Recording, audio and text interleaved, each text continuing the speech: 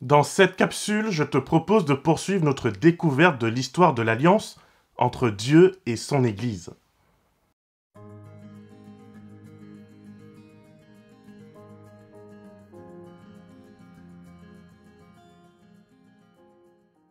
Dans la dernière réflexion, nous nous sommes quittés avec le personnage d'Abraham.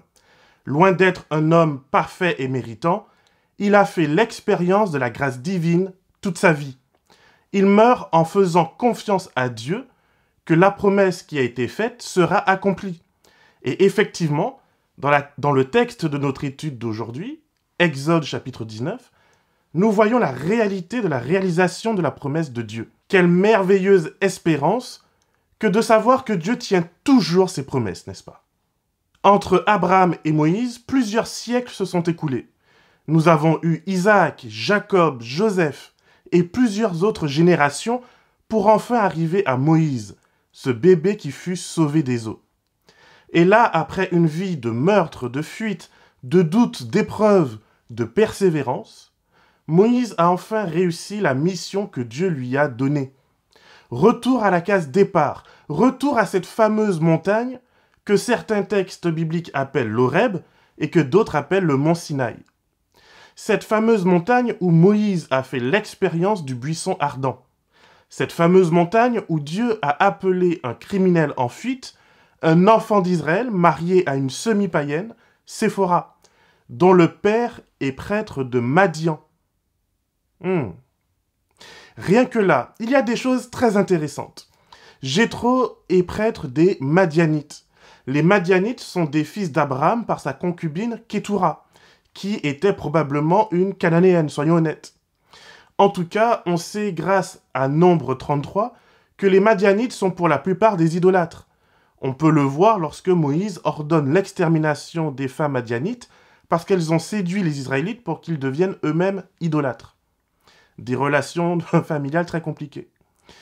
Pourtant, cela ne dérange personne qu'au chapitre 18, ce soit Jéthro qui conduise le peuple dans un culte d'adoration de Yahvé.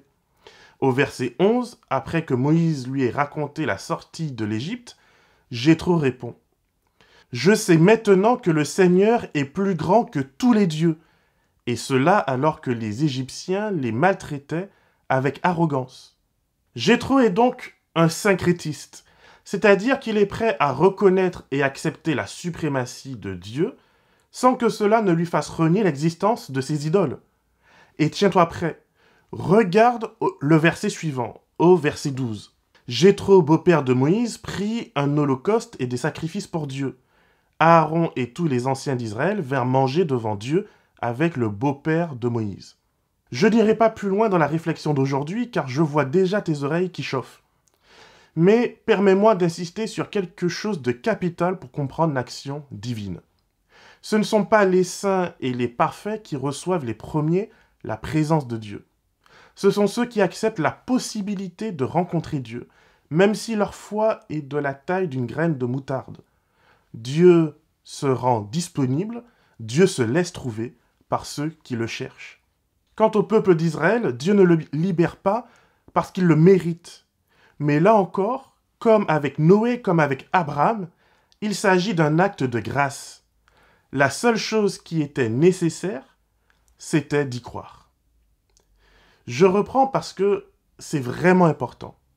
Dieu ne donne pas sa loi et ne propose pas son alliance à des personnes méritantes. Dieu ne doit rien aux Israélites si ce n'est sa promesse. J'insiste vraiment là-dessus, parce que ce mensonge persistant qui dit qu'il faut d'abord plaire à Dieu par une obéissance parfaite avant d'avoir le droit d'être sauvé est beaucoup trop répandu dans nos églises. Et je n'ai pas peur de le dire que cette conception n'est pas biblique. La loi est donnée à Israël une fois qu'ils ont été libérés d'Égypte, pas avant. L'alliance du Sinaï est une alliance avec des personnes qui ont déjà reçu la grâce divine. Dieu le dit au verset 4 du chapitre 19, ainsi que dans le préambule du Décalogue au chapitre 20. C'est parce que je vous ai aimé, c'est parce que je vous ai libéré en vous portant sur mes ailes comme un aigle, c'est parce que vous êtes maintenant riches du trésor des Égyptiens, libérés de leur tyrannie, que vous pouvez réellement choisir si vous voulez marcher avec moi ou pas. C'est la raison pour laquelle, probablement, Dieu attend 3 mois avant de faire alliance avec son peuple. Imaginez que Dieu les avait amenés au Sinaï tout de suite après la sortie de l'Égypte et la destruction de l'armée de Pharaon. Imaginez que juste après que le peuple se mette à danser, à chanter et à louer Dieu pour le miracle qui vient de s'accomplir, Dieu leur dit « Ok, maintenant vous venez et vous faites alliance ». Ben, évidemment qu'ils auraient dit tout de suite « Oui ». Mais Dieu attend que le peuple se soit posé. Dieu les laisse tourner autour de la montagne pendant 3 mois, se poser les questions. Qu'est-ce qu'on fait maintenant? Et ce n'est qu'une fois que le peuple s'est posé, qu'il est en capacité de faire un choix qui ne soit pas purement émotionnel, que Dieu l'amène au pied de la montagne, et que là maintenant, il va lui proposer de faire cette alliance. Pourquoi c'est important? Premièrement, tant que tu suis Jésus uniquement pour être sauvé, tu restes dans l'égoïsme, dans un amour intéressé. Tu n'aimes pas Dieu pour qui il est, tu aimes Dieu pour ce qu'il t'apporte. Ici, l'alliance du Sinaï va marquer la constitution d'un peuple au niveau civil, juridique et religieux. La loi représente la constitution d'un peuple appelé à vivre comme médiateur entre les hommes des nations et Dieu. De la même manière que Moïse, dans ses chapitres, sert de médiateur entre Dieu et son peuple, et qu'il monte la montagne, il la descend, il remonte, il la redescend, et qu'il fait ce lien entre la présence divine et le peuple réuni. Dieu ne demande pas à ses enfants de suivre ses lois pour être sauvés. Non. Dieu demande à ses enfants de suivre ses lois afin d'être en coopération avec lui. Être une nation de prêtres et de sacrificateurs. Être une nation sainte, c'est-à-dire mise à part dans un but précis. Le décalogue et la loi de l'Ancien Testament n'ont jamais été prévus par Dieu comme étant un moyen de salut, mais uniquement un moyen de vivre le salut déjà acquis. Le peuple reçoit, dès le Sinaï, les moyens de vivre en communion et en coopération étroite avec Dieu. Le peuple reçoit la constitution qui lui permet de vivre en terre promise. Mais, si tu regardes bien, la terre promise n'est pas encore à leur disposition. Nous sommes ici déjà face au concept biblique du ici et maintenant, mais pas encore. C'est exactement la même chose pour le retour de Jésus et l'établissement du royaume de Dieu. Dieu cherche à changer nos cœurs avant de changer notre environnement. Autrement, c'est pareil que de donner des pierres précieuses à des porcs. Excuse-moi la comparaison. Mais Dieu va d'abord nous donner ses lois, il va d'abord nous proposer les termes de son alliance, les termes de sa coopération, et nous pouvons déjà aujourd'hui bénéficier, profiter de sa présence, profiter des lois de son royaume, et les vivre pleinement avec déjà nous-mêmes, mais aussi et surtout avec les autres. Et tandis que nous apprenons à vivre, tandis que nous apprenons à coopérer avec lui, nous devons vivre dans cette même espérance que les enfants d'Israël, que son royaume arrive et que nous allons pouvoir vivre en terre promise. Donc Dieu nous a sauvés aujourd'hui par sa grâce. Comme le peuple d'Israël, il suffit de traverser les eaux pour être sauvé. C'est pour nous le baptême. Il n'y a pas d'autre exigence de Dieu. Inutile de mettre un joug autour du cou des autres que nous ne sommes pas capables nous-mêmes de porter. Mais maintenant que nous sommes libres, que nous sommes sauvés, Dieu désire aller plus loin avec nous. Voilà le cœur. Il désire que nous comprenions la réalité du monde actuel, la réalité d'exercer un ministère de médiation auprès du monde afin que ce dernier bénéficie également du salut libérateur. C'est un acte d'amour qu'il nous demande. La loi que reçoit Israël au pied du mont Sinaï représente la constitution régissant le peuple en tant que gouvernement théocratique, c'est-à-dire avec Dieu comme président à vie. Cette loi instruit sur le plan politique, sur le plan civil, sur le plan spirituel comme un manuel d'église. C'est la raison pour laquelle, puisque aujourd'hui nous ne vivons plus le royaume de Dieu comme une réalité purement terrestre, mais avant tout comme une réalité céleste, nous ne pratiquons plus les lois civiles ou cérémonielles. Nous avons seulement conservé les lois morales et spirituelles qui sont intemporelles. Je dirais encore que très souvent, on prend l'excuse que Dieu souhaite faire de nous une nation de prêtres pour dire que tout le monde est prêtre et peut faire tout et n'importe quoi, ou au contraire, parce que tout le monde est prêtre, alors nous devons vivre de manière un peu constipée. Je ne sais pas d'où ça vient, mais j'attends toujours une explication biblique. En ce qui me concerne, je lis au verset 7 que Moïse descend de la montagne et qu'il explique ce qui vient d'être dit par Dieu aux anciens, qui vont ensuite transmettre le tout au peuple. Au verset 22, alors même que la prêtrise d'Aaron n'est pas encore institutionnalisée par Dieu, des prêtres sont déjà présents au sein du peuple, c'est normal.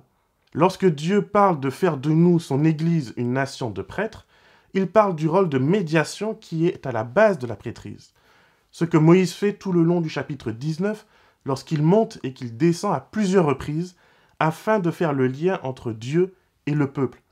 Vous imaginez bien que Moïse n'a pas besoin de remonter sur la montagne, dire à Dieu la réponse du peuple. Dieu la connaît déjà.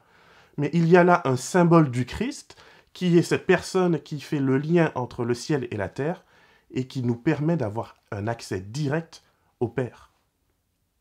Bien sûr, nous savons aujourd'hui que ce véritable médiateur, justement, ce n'est pas Moïse, ce n'est pas des saints, ce ne sont pas des hommes. Le véritable médiateur entre Dieu et les humains, c'est Jésus. Mais nous sommes les amis de Jésus. Nous sommes ses collaborateurs. Nous sommes ses mains, ses oreilles, sa bouche. Nous agissons sous son mandat afin d'apporter la connaissance du Père au plus grand nombre. Ce passage est très riche. Il soulève aussi beaucoup de questions sur le caractère de Dieu. Pourquoi tant de mise en garde? Pourquoi tant de mise en scène?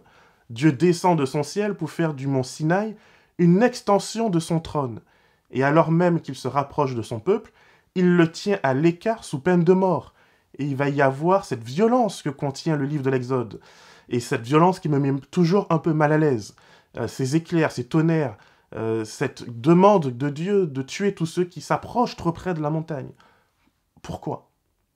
Dieu semble s'y révéler d'une manière qui me sort de ma zone de confort. Et là aussi, la tentation est grande de vouloir rationaliser, distancer le Dieu qui me rend confortable du Dieu des Israélites qui se révèle et qui se manifeste là. Nous verrons dans notre prochaine méditation les termes de cette alliance, les termes de ce contrat. Nous verrons ce que signifie la collaboration pour Dieu. Il y a dans cette loi une leçon importante. La liberté ne peut pas durer sans des règles. Certes, Israël n'est plus sous l'emprise directe des Égyptiens, mais très vite leur propre avarice va les plonger dans l'esclavage de la convoitise et de la division. Tu n'es pas libre lorsque tu n'as aucune règle à suivre. Ce n'est pas cela la véritable liberté. Ne suivre aucune règle est un caprice dont on se lasse très vite. Dieu nous propose non seulement la liberté contre les démons extérieurs, mais il nous propose également de nous libérer de nos démons intérieurs. Les Israélites pousseront même le vice à certains moments au point de demander à retourner en Égypte, là où, de l'aveu même des Madianites, ils étaient persécutés avec arrogance. Et cela nous montre que nos démons intérieurs vont toujours nous pousser à nous soumettre aux démons extérieurs. Voilà pourquoi l'invitation de l'apôtre Paul dans Galates, que nous avons vue dans notre dernière réflexion, est si importante. La véritable liberté ne consiste pas à suivre des règles pour être sauvé. La liberté véritable consiste à comprendre l'amour du Christ, manifesté envers nous afin de nous sauver. Et parce que je suis sauvé, et j'insiste, parce que je suis sauvé et parce que je souhaite manifester ma reconnaissance à Dieu, alors je le prends pour modèle et je désire suivre ses voies, non par contrainte, mais par amour. Bien que Dieu adapte parfois ses méthodes pour nous, il ne change pas dans son amour et dans sa volonté de nous sauver tous. Sache-le aujourd'hui encore, Dieu ne t'a pas mis de barrière d'entrée à son royaume, autre que la confiance et l'amour. Quelle que soit ta situation aujourd'hui, mets ta confiance en lui et laisse Dieu te libérer de tes oppresseurs. Que le Seigneur te garde et te bénisse, et qu'il fasse de toi une source de bénédiction pour l'éternité.